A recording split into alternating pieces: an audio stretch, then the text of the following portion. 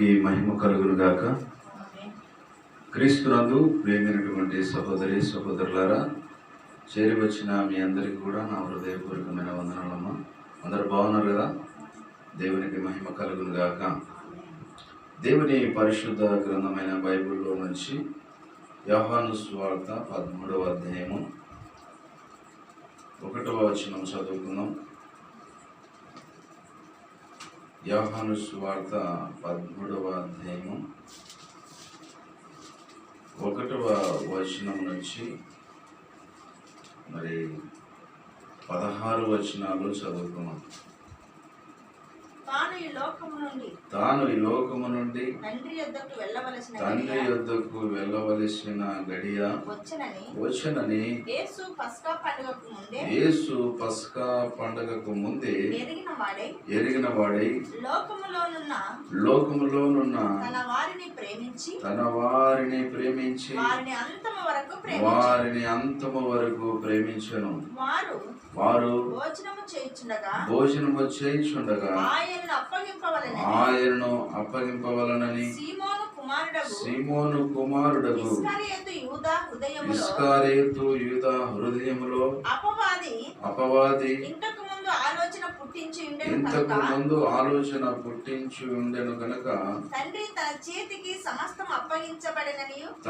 తన చేతికి సమస్తము అప్పగించెననియు తాను దేవుని యొద్ద నుండి బయలుదేరి వచ్చెననియు దేవుని యొద్దకు వెళ్ళవలసి ఉన్నదనియు యేసు ఎరిగి భోజన పంక్తిలో నుండి లేచి తన పై వస్త్రము అవతల పెట్టివేసి ఒక తువాలు తీసుకొని నడుముకు కట్టుకొనెను. అంతటా పల్లెములో 5వ వచనం అంతటా పల్లెములో నీళ్లు పోసి శిష్యుల పాదములు కడుగుటకు తాను కట్టుకొని ఉన్న తువాలుతో తుడుచుటకును మొదలు పెట్టెను. ఇట్లు చేయించు ఆయన సీమోను పేతురునొద్దకు వచ్చినప్పుడు అతడు ప్రభువా నీవు నా పాదములు కడుగుదువా అని ఆయనతో అనెను. అందుకు యేసు నేను చేయించున్నది ఇప్పుడు నీకు తెలియదు గాని ఇక మీదట తెలుసుకుందువని అతనితో చెప్పగా పేతురు నీవెన్నడును నా పాదములు కడగరాదని ఆయనతో అనెను. అందుకు యేసు నేను నిన్ను కడగని ఎడల నాతో నీకు పాలు లేదనెను. సీమోను పేతురు ప్రభువా నా పాదములు మాత్రమే కాక నా చేతులు నా తల కూడా కడుగుమని ఆయనతో చెప్పెను. యేసు అతన్ని చూసి స్నానము చేసిన వాడు పాదములు తప్ప మరి ఏమీ కడుక్కున అక్కరలేదు. అతడు కేవలము పవిత్రుడాయను. మీరును పవిత్రులు కాని మీలో అందరూ పవిత్రులు కారనను. తను అప్పగించు వారిని ఎరుగను కనుక మీలో అందరూ పవిత్రులు కారని ఆయన చెప్పెను. వారి పాదములు కడిగి తన పై వస్త్రములు వేసుకుని తర్వాత ఆయన మరలా కూర్చొని నేను మీకు చేసిన పని మీకు తెలిసినదా? బోధకుడనియు ప్రభువనియు మీరు నన్ను పిలుచుచున్నారు. నేను బోధకుడను ప్రభువును కనుక మీరిట్లు పిలుచుట న్యాయమే. కాబట్టి ప్రభువును బోధకుడైన నేను మీ పాదములు కడిగిన ఎడల మీరును ఒకరి పాదములను ఒకరు కడగవలసినదే. నేను మీకు చేసిన ప్రకారము మీరును చేయవలనని మీకు మాదిరిగా ఇలాగూ చేసి తిని.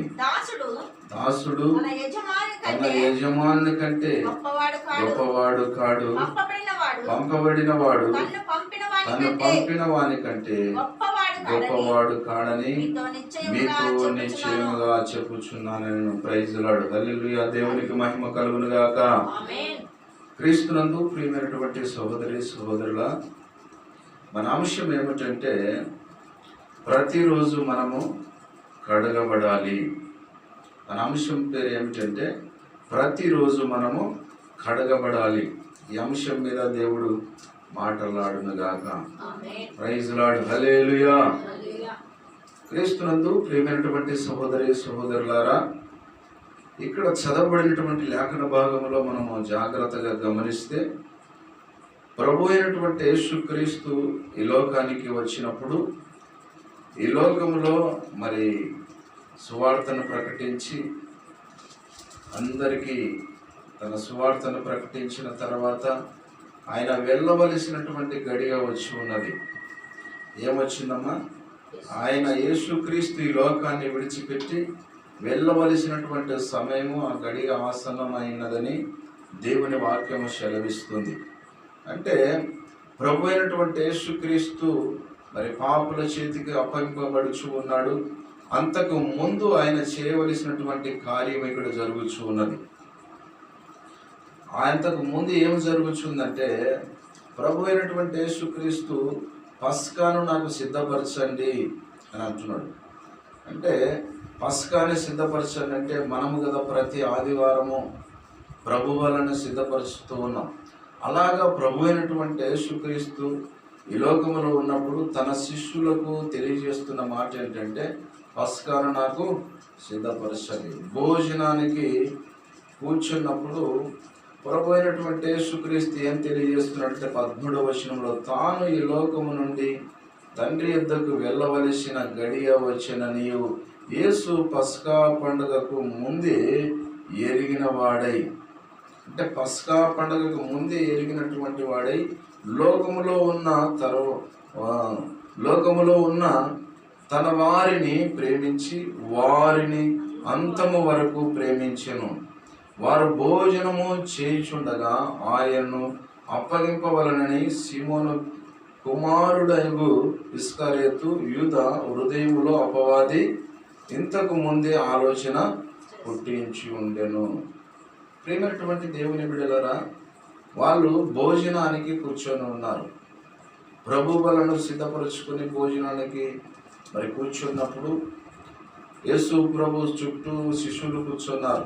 మనం కదా ఆదివారం నాడు మరి సంఘ కాపరి కూర్చొని సంఘ కాపరి చుట్టూ దేవుని మందిరంలో ప్రజలందరూ కూడా కూర్చున్నట్లుగా ఆనాడు ప్రభు అయినటువంటి యేసుక్రీస్తు ఈ లోకంలో ఉన్నప్పుడు యేసుక్రీస్తు కూర్చున్నప్పుడు యేసుక్రీస్తు యొక్క శిష్యులు భోజనమునకు కూర్చొని ఉన్నారు.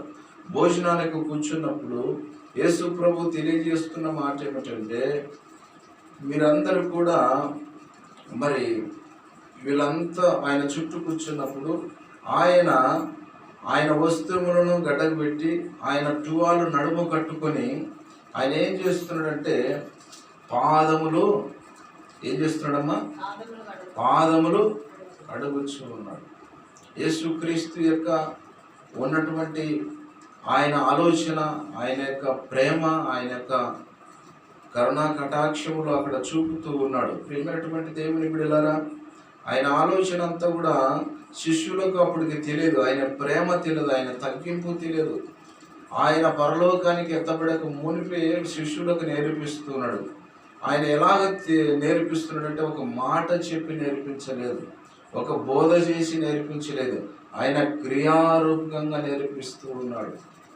ఎలాగ నేర్పిస్తున్నాడంటే ఆయన భోజనానికి కూర్చున్నటువంటి ప్రజలకు తెలియజేస్తున్నటువంటి మాట ఏమిటంటే క్రియారూపకంగా తెలియజేస్తూ ఉన్నాడు. ఒక పళ్ళెము తీసుకొని అందులో నీళ్లు పోసినటువంటి ఆ నీళ్ళల్లో శిష్యుల పాదాలు పెట్టి ఆయన ఏం చేస్తున్నాడంటే ఆయన టువాలు నడుము కట్టుకొని నడుము బిగించుకొని మరి ఆ పాదములు కడుక్కుంటూ పోతున్నాడు. శిష్యుల పాదాలు కడుగుతూ వెళుతూ ఉన్నాడు. కడుగుతూ వెళుతూ ఉంటే సిమోను పేతురు అనేటువంటి ఒక శిష్యుడు, మరి శిష్యులలో కంటే పెద్దవాడు పేతురు అనేటువంటి పేతురు, ఆ శిష్యుడు. ఆ పేతురు దగ్గరికి వెళ్ళినప్పుడు పేతురు అంటున్నాడు, ప్రభువా నా పాదములు నువ్వు కడుగుదువా, నా పాదములు నువ్వు కడగకూడదు అంటున్నాడు. అంటే యేసు ప్రభు అంటున్నాడు, నీ పాదములు నేను కడగకపోతే నాలోన పాలి భాగస్థుడు అది పాలి పంపులు లేవు అంటున్నాడు. నేను గాన నీ పాదములు కడగకపోతే నాలోన పాలి భాగస్థుడు కాదు, నాలోన పాలి పంపులు లేవు అంటున్నాడు యేసు ప్రభు. యేసు ప్రభు అంటున్నటువంటి మాట ఏమిటంటే, నువ్వు ప్రభుడవై ఉండి, మరి ఆయన బోధకుడవై ఉండి, ప్రభువా నువ్వు గొప్ప రక్షకుడవై ఉండి, నువ్వు ఆశ్చర్యకరుడవు, మరి అద్భుతాలు చేసే దేవుడవు, ఇన్ని రకాలుగా నీ క్రియలు మేము చూసాం, నువ్వు దేవుని కుమారుడవు, మరి అంత గొప్పవాడవు, అంత బోధకుడవు, ప్రభువుడవు, నువ్వు మా పాదములు నువ్వు కడుగుదువా అని పేతురు అంటున్నాడు. పేతురు అన్నప్పుడు ప్రభు అంటున్నాడు, నేను బోధకుడును, నేను ప్రభుడు అయ్యుండి మీ పాదములు కడుగుచున్నాను, మీరు కూడా నాలాగనే ఒకరు పాదములు ఒకరు కడగవలసి ఉన్నది అంటున్నాడు. నేను మరి ప్రభువుడనై ఉండి, బోధకుడనై ఉండి, మరి దేవుని కుమారుడనై ఉండి, నన్ను నేను తగ్గించుకొని మరి మీ పాదములు కడుగుచు ఉన్నప్పుడు మీరు కూడా మిమ్మల్ని మీరు తగ్గించుకొని ఒక్కరి పాదములు ఒకరు కడగవలసి ఉన్నది. ఈనాడు సంఘాలలో మనం గమనించినట్లయితే దేవుని నమ్ముకున్నటువంటి పిల్లలు, దేవుని నమ్ముకున్నటువంటి శిశువులు, శిశువురాళ్ళు, దేవుని పరిచర్య చేస్తున్నటువంటి బిడ్డలు మరి ఎంతో తగ్గించుకొని మరి ఒకరి పాదములు ఒకరు కడిగేటట్టుగా తగ్గించుకొని అలాంటి హృదయము మనలోన ఉండాలి. ప్రేమైనటువంటి సహోదరి సహోదరుడా, మరి నేను అతనికి పరిచర్య చేయాలా, మరి ఆ పాస్టర్లకు నేను భోజనం పెట్టాలా అనేటువంటి తత్వం మనలో నుండి తీసివేయాలి. ఆ శిశురాలకి నేను మరి భోజనం పెట్టాలా. ఒక సంఘములో ఉన్నటువంటి మనము, ఒక తల్లి పిల్లలు ఎలాగైతే ఒక కుటుంబంలో ఉంటారో, దేవుని రక్తంలో కడగబడినటువంటి మనం కూడా ఒక ఆత్మీయమైనటువంటి కుటుంబంగా ఉన్నాం. ఒకరినొకరు తగ్గించుకొని ఒకరి పరిచర్య ఒకరు మరి హెచ్చించుకునే వారంగా, మరి ఒకరి పాదములు ఒకరు కడిగే వారంగా, ఒకరి అవసరతలు ఒకరు తీర్చే వారంగా, మరి కొందరు పంక్తిలోకి వచ్చినప్పుడు మనం వెళ్ళి భోజనాలు వడ్డించాలి, తగ్గించుకొని వాళ్ళకి నీళ్లు పెట్టాలి, వాళ్ళకు పరిచర్య చేయాలి. మనం అప్పుడే దేవుని పిల్లలుగా గుర్తింపబడతాం.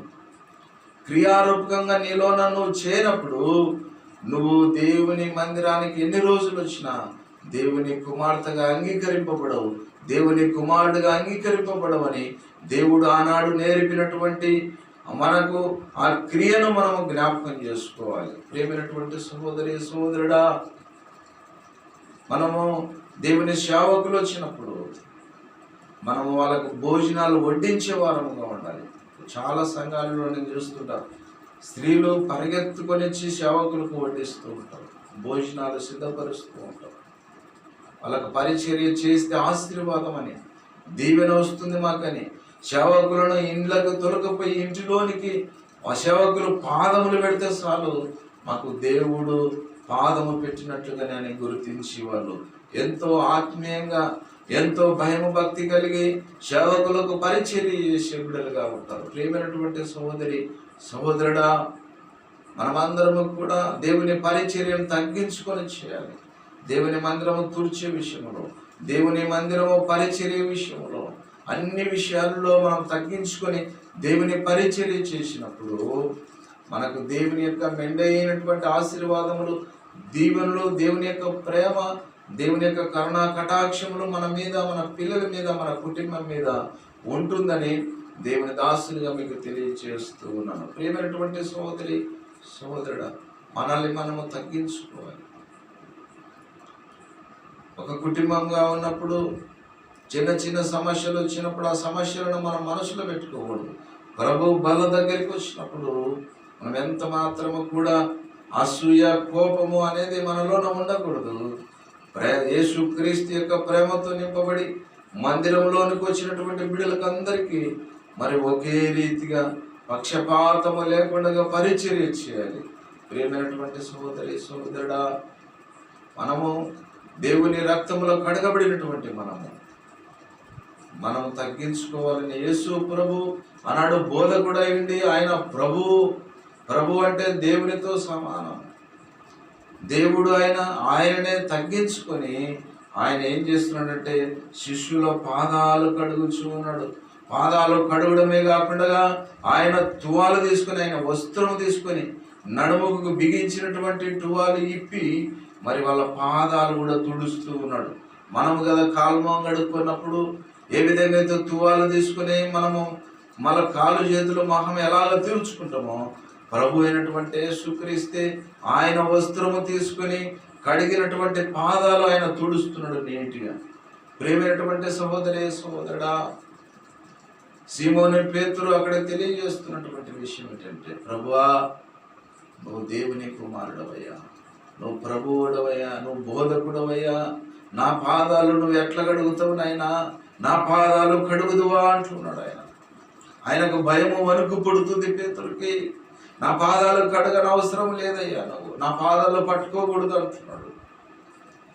యేసు ప్రభు అంటున్నాడు, నేను ప్రభువును, నేను బోధకుడనై ఉండి నేను ఎలాగ తగ్గించుకొని మీ పాదములు కడుగుతున్నారో మీరు కూడా ఒకరినొకరు తగ్గించుకొని ఒకరి పాదములు ఒకరు కడిగేవారుగా మీరు ఉండాలని ఆయన క్రియారూపకంగా తెలియజేస్తున్నారు.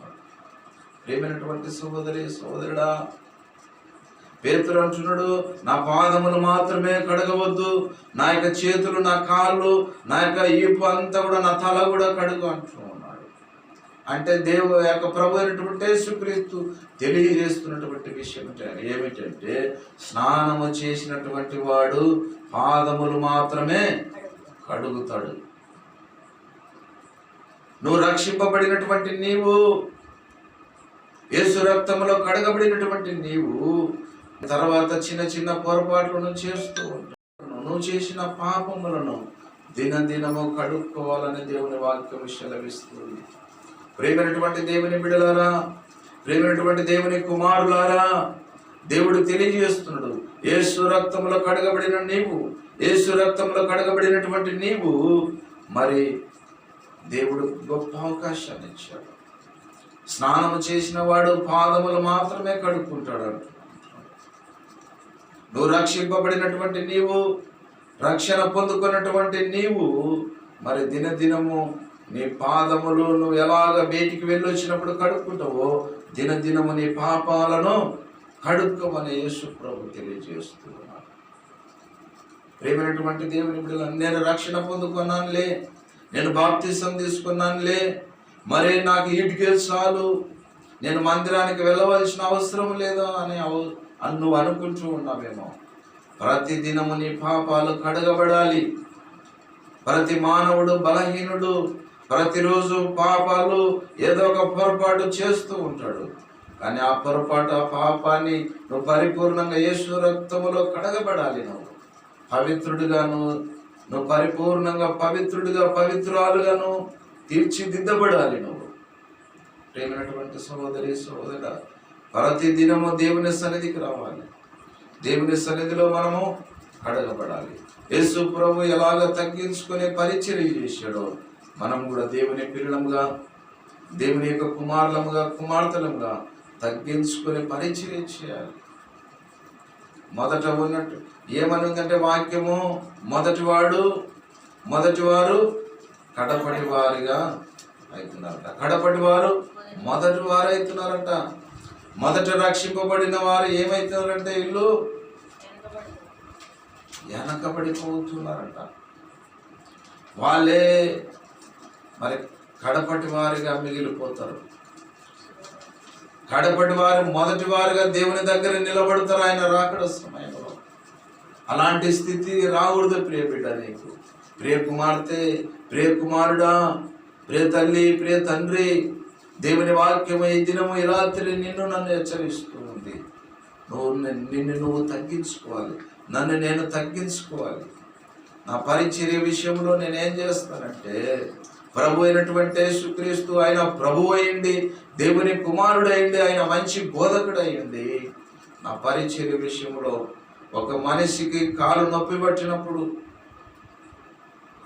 ఒక మనిషి గాయపరచబడినప్పుడు, ఒక రోగికి నేను ప్రార్థన చేయవలసి వచ్చినప్పుడు, వాళ్ళ పాదము తోమవలసి వచ్చినప్పుడు, వాళ్ళ స్త్రీలైన పురుషులైన నాకు పాదాలు తోమని దేవుడు ప్రేరేపిస్తాడు. వాళ్ళ బాధ ఏందో నీ పాదాలు పట్టుకొని క్రియారూపకంగా నువ్వు ఆ పరిచర్య చేసి ప్రార్థన చేయమని దేవుడు తెలియజేస్తూ ఉంటాడు. మనము కూడా తగ్గించుకునే వారముగా ఉండాలి. ఒకరి పాదములు ఒకరు కడిగే వారముగా ఉండాలి. నేను ఆమె పాదాలు ఎలాగ పట్టుకోవాలి, ఆయన పాదాలు నేను పట్టుకోవాల్సిన అవసరత నాకేమిటి? నేను ఒక బోధకుడిగా ఉన్నాను, నేను ఒక ప్రభువుగా ఉన్నాను, నేను ఉన్నతమైనటువంటి స్థానంలో నేనున్నాను అని నువ్వు అనుకుంటే ప్రేమిట, దేవునిలో మనము పాలి పంపులు లేవు అంటున్నాడు యేసు ప్రభు. దేవునిలో పాలి పంపులు ఉండాలంటే యేసు ప్రభు ఎలాగ తగ్గించుకొని ఆయన పరిచర్య చేశాడో ఈ లోకంలో మనం కూడా క్రియారూపకంగా పరిచర్య చేసేవారుగా ఉండాలి. ఒక డాక్టర్ ఆయన వైద్యం అందించేటప్పుడు ఎలాగా చేస్తారంటే, ఆయన ముట్టుకోకుండా వైద్యం అందించడు. పేషెంట్ను ముట్టుకొని గాయము తగిలింటే ఆ పేషెంట్కి ఆ గాయాన్ని కడిగి కట్టుగట్టి అదంతా కూడా క్లీన్ చేసి ఆ డాక్టరు ఎలాగా క్రియారూపకంగా పరిచర్య చేస్తాడో మనము కూడా క్రియారూపకంగా రోగులను పట్టుకొని ముట్టుకొని మరి వాళ్ళ బాధ ఏందో, వాళ్ళకి ఎక్కడ నొప్పి ఉన్నదో ఆ నొప్పిని మరి తోమే వారముగా లేకుంటే అక్కడ వాస్తవము పెట్టి మనం ప్రార్థించే వారముగా ఉండాలి. ఇక్కడ రక్షింపబడినటువంటి ఒక భక్తుడు అంటున్నాడు, నా మీద చేయి ఉంచవద్దు అంటున్నాడు. చేయి ఉంచకుండా ప్రార్థన చేయమంటున్నాడు. మరి బోధకునికే బోధ నేర్పించే వారుగా ఉన్నారు. రే తల్లి, ప్రే సోదరి సోదరుడా, నువ్వు అలాంటి నిర్ణయాలు నువ్వు తీసుకోవద్దు. సేవకుడు చెప్పినట్టుగా నువ్వు లోబడి నువ్వు పరిచర్య చేస్తే నీకు అంచెలంచెలు ఆశీర్వాదాలు, నువ్వు పరలోకములో గొప్పతనంతో పొందుకుంటావు. యేసు ప్రభు అలాడు నీ పరిశుద్ధమైనటువంటి చేతులుంచి ప్రార్థించండి అని చెప్పాడు. యేసు ప్రభు ప్రతి ఒక్కరికి చేతులు ఎత్తి ప్రార్థించాడు. వాళ్ళ తలల మీద చేతులుంచి ప్రార్థించినప్పుడు వాళ్ళు రోగులు స్వస్థత పొందుకున్నారు. వాళ్ళు ప్రియమైనటువంటి సోదరి సోదరుడా, బోధకులు చెప్పే మాటలు, శిష్యులు మరి కాపర్లు చెప్పే మాటలు, తన శిష్యులు చెప్పే మాటలకు లోబడి మీరు బ్రతికినప్పుడు మీరు ఉన్నతమైనటువంటి శిఖరాలు, ఉన్నతమైనటువంటి గొప్ప ఆశీర్వాదములు, దీవెనలు, శాంతి సమాధానములు పొందుకునేటువంటి వారుగా ఉంటారని దేవుని దాసునిగా మీకు తెలియజేస్తున్నాను. ప్రియమైనటువంటి సహోదరి సహోదరుడా, మనం గమనించినట్లయితే 1వ యోహాను 1:9 మనం గమనిస్తే అక్కడ చక్కటి వాక్య భాగం మాకు అక్కడ దేవుడు తెలియజేస్తున్నాడు. 1వ యోహాను, మన పాపములను మనం ఒప్పుకొని నేడల ఆయన నమ్మదగిన వాడును నీతిమంతుడును గనక ఆయన మన పాపములను క్షమించి సమస్త దుర్నీతి నుండి మనలో పవిత్రులుగా చేయను. ప్రైజులాడు, హల్లెలూయా, దేవునికి మహిమ కలుగును గాక. మన పాపములను మనం ఒప్పుకొని నేడల రాయబడినటువంటి వాక్య భాగం మనం ఆలోచన చేస్తే, మన పాపములను మనం ఒప్పుకునే ఆయన నమ్మదగిన వాడు. మన పాపములన్నీ కడిగేటువంటి దేవుడు ఆయన, నమ్మకస్తుడైన. మనం ఒప్పుకోకుండా దాన్ని నిల్వ చేసామనుకో అవి అలాగనే ఉండిపోతాయి, అవి స్టాక్ అయిపోతాయి. ఈ పాత నీళ్ళను అలాగనే పెడితే అవి పురుగులు పడతాయి. దాంట్లో ఆ నీళ్లను చల్లేయాలి, మళ్ళా కొత్త నీళ్లు నింపుకోవాలి. మనం తాగే నీళ్లు కావచ్చు, అవి ఏ నీళ్ళు అయినప్పటికీ కూడా పసులకు పెట్టే నీళ్లు కూడా దానిని ఏం చేస్తారంటే దోన్లు కడిగి మళ్ళీ నీళ్లు పోస్తారు పసులకు కూడా. ప్రియమైనటువంటి సహోదరి సహోదరుడా, మనం తాగే నీళ్ళను ఏ విధంగా అయితే పాత నీళ్ళను చల్లేసి ఆ యొక్క బాణను కడిగి మరలా నూతన నీళ్లను కొత్త నీళ్లను పోసుకొని తాగినట్టుగా మన హృదయాన్ని ప్రతి దినము మనము కడుక్కోవాలి. అంటే మన పాపములను మనం ఒప్పుకునే నేడలు ఆయన నమ్మదగినటువంటి దేవుడు, నమ్మకస్తుడైన నీ పాపాలను నా పాపాలను కడిగేటువంటి దేవుడు ఆయన. నువ్వు ఒప్పుకోకుండా అలాగనే ఉంచుకున్నావనుకో అవి స్టాక్ అయిపోతాయి. స్టాకు నిల్వ పాపం మీద పాపం, పాపం మీద పాపము, అవి స్టాక్ అయిపోయి నీకు వ్యాధిగ్రస్తుడిగా చేయవచ్చు. లేకుంటే హఠాత్తుగా నీ మీదకి దేవుని ఉగ్రత రావచ్చు. సాతాను యొక్క క్రియలు విడిచిపెట్టి ఆ పాపాలను నువ్వు మరి ఒప్పుకొని యేసు రక్తములో నువ్వు నేను కడగబడినప్పుడు పరిశుద్ధురాలుగా నువ్వు తీర్చబడతావు. ప్రేమైనటువంటి సహోదరి సహోదరుడా, దావీదు భక్తుడు ఎలాగైతే దేవుని వేడుకుంటున్నాడు, నన్ను ఈ హిమము కంటే తెల్లగా చేయి ప్రభువా అని వేడుకుంటున్నాడు. ఆయన దినదినం ఏమంటున్నాడంటే, ప్రభువా నన్ను నా పాపాలను కడుగునైనా హిమము కంటే నన్ను తెల్లగా ఇస్సోపు వలె నన్ను కడుగు అంటున్నాడు.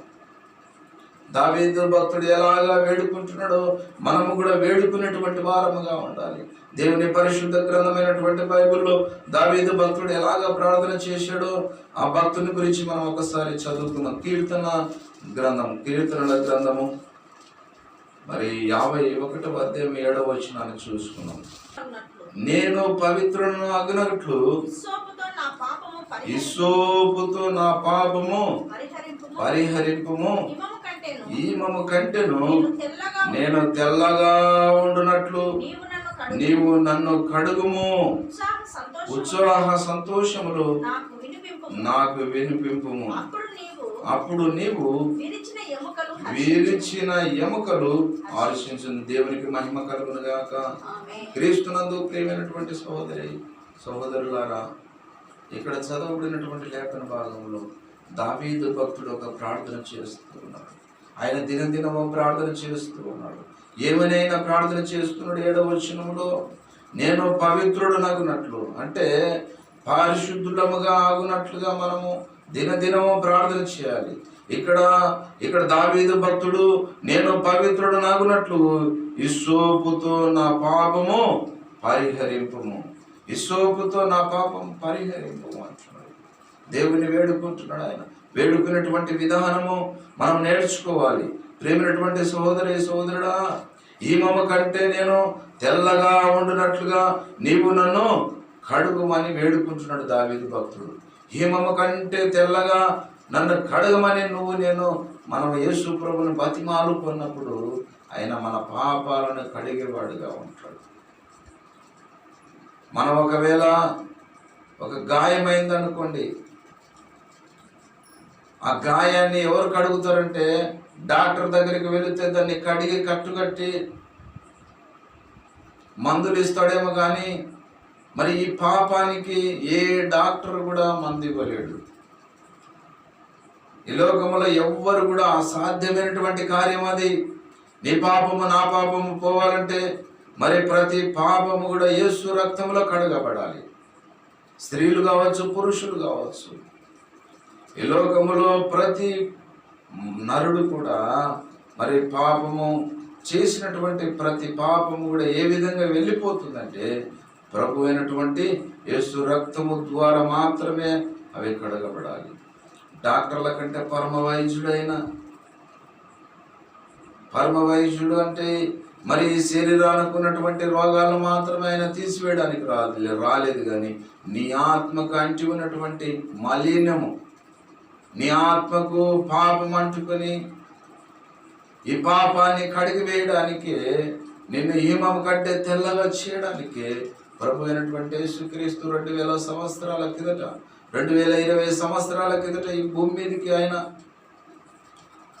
నరుడుగా ఈ లోకంలో ఆయన తగ్గించుకొని తను తాను తగ్గించుకొని కన్యక గర్భములో ఆయన జన్మించినట్లుగా మనం చూస్తూ ఉన్నాం. ఆయన పరిశుద్ధుడిగా జన్మించాడు. ఆయన ఏ పాపము లేనివాడుగా ఆయన కన్యక గర్భములో జన్మించాడు. ప్రియమైనటువంటి సహోదరుడా, ఆయన పరిశుద్ధుడిగా ప్రత్యేకంగా ఆయన జీవించినటువంటి వాడు, ఏ పాపము లేనటువంటి వాడు. మరి పాపము లేనటువంటి వాడే పాపాలను తీసివేయడానికి సాధ్యమవుతుంది. ప్రియమైనటువంటి సహోదరి సహోదరుడు, ఆయన ప్రేమ కలిగినటువంటి తండ్రి. నీ కొరకు నా కొరకు, నీ పాపముల కొరకు నా పాపముల కొరకు ఆయన ప్రాణము పెట్టినటువంటి దేవుడు. ఆయన ప్రాణం పెట్టి ఆ కల్వరి శిలువలో ఆయన మరణించి సమాధి చేయబడి 3 దినములు సమాధిలో ఉండి 3వ దినములో మృత్యుంజయుడు తిరిగి లేచినటువంటి దేవుడు. దేవునికి మహిమ కలుగును గాక. గట్టిగా చప్పట్లు కూడా దేవునికి మహిమ కలుగును గాక. ప్రియ తల్లి, ప్రియ సహోదరి సహోదరుడా,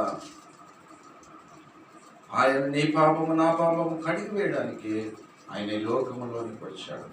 ప్రభు అయినటువంటి యేసుక్రీస్తుని ఎవరైతే నా సొంత రక్షకుడని ఎవరైతే అంగీకరిస్తారో, విశ్వాసముతోని ఆయనను ప్రార్థిస్తారో, మరి మన పాపములను మన నోటితో ఒప్పుకొని నేడలు ఆయన నమ్మదగిన వాడు అనే వాక్యం రాయబడింది. మన పాపములు ఒప్పుకోకపోతే ఆ పాపములు అలాగనే స్టాక్ అయిపోతాయి. దినదినము ఎలాగైతే మనము మరి బ్రష్ చేసి పేస్ట్ పెట్టుకొని బ్రష్ చేసి ఎలాగ తోమి మొహం కడుక్కుంటున్నామో, ప్రతి దినము కూడా ఆయన సన్నిధికి వచ్చి మన పాపాలను ఒప్పుకొని కడుక్కోవాలని దేవుని వాక్యం సెలవిస్తుంది. ప్రియమైనటువంటి సహోదరి సహోదరుడా, ప్రతి ఉదయకాల సమయంలో మరి దావీదు భక్తుడు ఆయన పాపాలను ఒప్పుకొని ఏమము కంటే నన్ను తెల్లగా చేయలేను అంటున్నాడు. ఏ సాగలి సలమ చేయలేనంతగా ఏ సాగలి కూడా తెల్లగా బట్టలు ఉతకాలని ప్రయత్నం చేస్తుంటాడు. మరి ఆ సాగలి కంటే కూడా ఆ బట్టలు ఎంత తెల్లగా ఉతకాలని ప్రయత్నం చేస్తుంటాడు. ఆ బట్టలను ఉడకబెట్టి మరి తెల్లగా మరి ఉతకాలని ఆయన ప్రయత్నం చేస్తుంటాడు.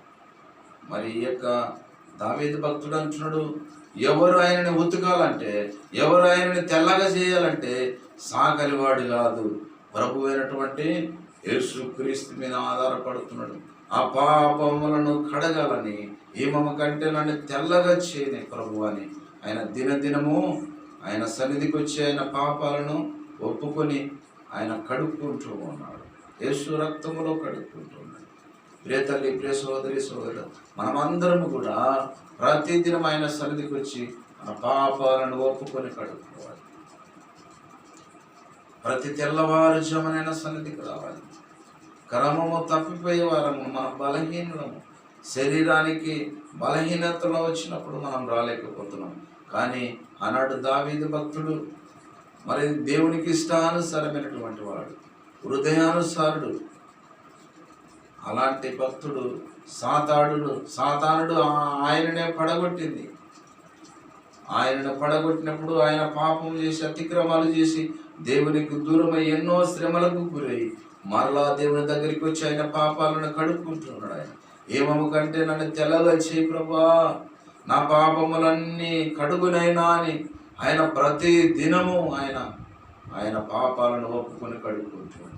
ప్రియ తల్లి, ప్రియ సోదరి సోదరుడా, ఈ లోకంలో ఉన్నటువంటి మనము కూడా మరి ఎవరివైనా సరే, నువ్వు నల్లవాడివైనా తెల్లవాడివైనా, మరి ఏ గ్రామానికి చెందిన వాడవైనా, నువ్వు ఏ గోత్రికుడవైనా సరే, నువ్వు ఏ సంఘానికి చెందినటువంటి వాడవైనా సరే, నువ్వు ప్రియ తల్లి, ప్రియ సోదరి సోదరుడా, ఏ దేశానికి చెందినటువంటి వాడవైనా సరే, ఏ భాష మాట్లాడేటువంటి వాడవైనా సరే, ప్రతి ఒక్కరిని దేవుడు పిలుస్తూ ఉన్నాడు. నా సన్నిధికి రండి, మీ పాపాలను కడుక్కోండి అంటున్నాడు. మరి మీ పాపాలు కడగబడాలంటే కేవలం ఒకే ఒక మార్గము, యేసు ప్రభు రక్తములో ప్రతి పాపము కడగబడాలి.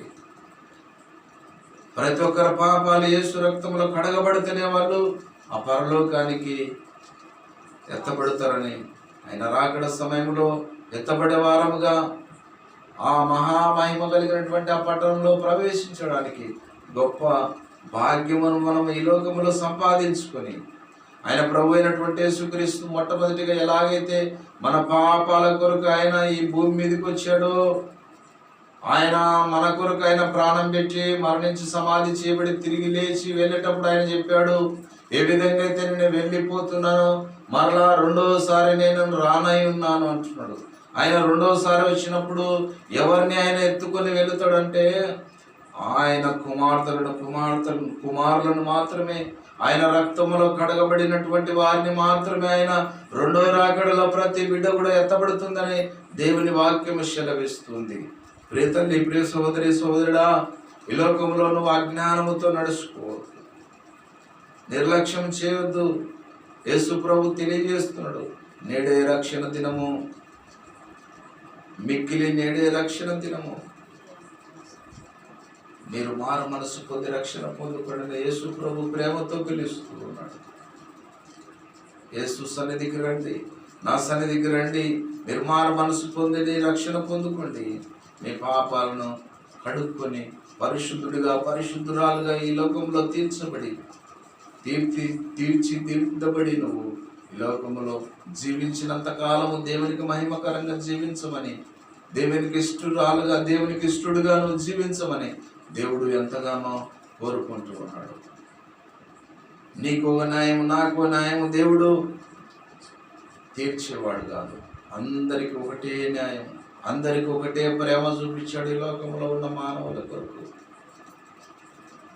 ప్రియ తల్లి, ప్రియ సహోదరి సహోదరుడా, నువ్వు బోధకుడవైనా, నువ్వు బోధకురాలవైనా, నువ్వు పాస్టరమైనా, ఈ లోకంలో సంఘ పెద్దవైనా, నువ్వు సంఘములో పరిచారకురాలవైనా, నువ్వు మొట్టమొదటిగా రక్షింపబడినటువంటి నీవైనా కూడా కడపటి దానవుగా, కడపటి వాడవుగా నువ్వు మిగిలిపోకూడదు.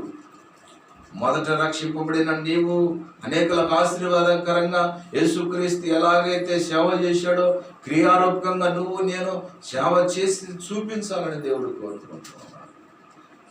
ఆయన తగ్గించుకున్నట్లుగా మనము కూడా మనము తగ్గించుకొని పరిచర్య చేసేవారముగా ఉండాలి.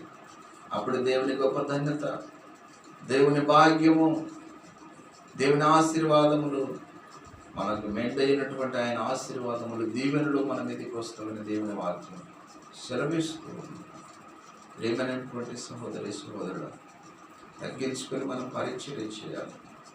పరిచర్య చేసినప్పుడే మనకు క్రియారూపకంగా పనిచేయాలి. మాట చెప్పి అమ్మా అబ్బా అని ఆపదలో ఉన్నవాడిని ఊరికే 2 మాటలు చెప్పి వెళ్ళిపోయేది కాదు. క్రియారూపకంగా వాళ్ళకి పరిచర్య చేయమంటున్నాడు దేవుడు. పరిచర్య చేయకుండా అది ఎంత మాత్రము దేవునికి ఇష్టమైన కార్యం కాదు అంటున్నాడు. రక్షింపబడిన నీవు, దేవుని వాక్యము తెలుసుకున్న నీవు, దేవుని ఎరిగిన నీవు అనేకులకు దేవుని యొక్క ప్రేమను పంచిపెట్టమంటున్నాడు. ఒకరి మీద ఒకరు సనుక్కోకండి, ఒకరి మీద ఒకరు మరి అసూయ పడకండి, ఒకరి మీద ఒకరు కోపగించుకోకండి. యేసుక్రీస్తు యొక్క ప్రేమను ఒకరొకొకరు పంచుకోండి అని దేవుడు సెలవిస్తున్నాడు. సంఘము ఒక కుటుంబము, యేసు రక్తంలో కడగబడినటువంటి ఈ కుటుంబము యేసు ప్రేమతో నింపబడాలి. యేసు ప్రేమతో నింపబడి యేసు రక్తములో కడగబడి మనం పరిశుద్ధురాలుగా మనం ఒక గుంపుగా, ఒక సమూహముగా దేవుని ప్రేమను అనేకులకు పంచేవారంగా, ఆయన క్రియారూపంగా ఏ విధంగా ఆయన పరిచర్య చేశాడో మనము కూడా క్రియారూపకంగా పరిచర్య చేసేవారముగా ఉండాలని దేవుని వాక్యము అందరిలోన ఫలింపచేయుగాక. క్రీస్తు పరిచర్యలో దైవజనులు రెవరెండ్ బి జయానంద్ గారు, భైరాపురం గ్రామం, ఓర్వకల్లు మండలం, కర్నూలు జిల్లా, ఆంధ్రప్రదేశ్. మీ ప్రార్థన అవసరాల కొరకు మా సెల్ నంబర్ 9701477523. దేవుడు మిమ్మలను ఆశీర్వదించుగాక. ఆమేన్.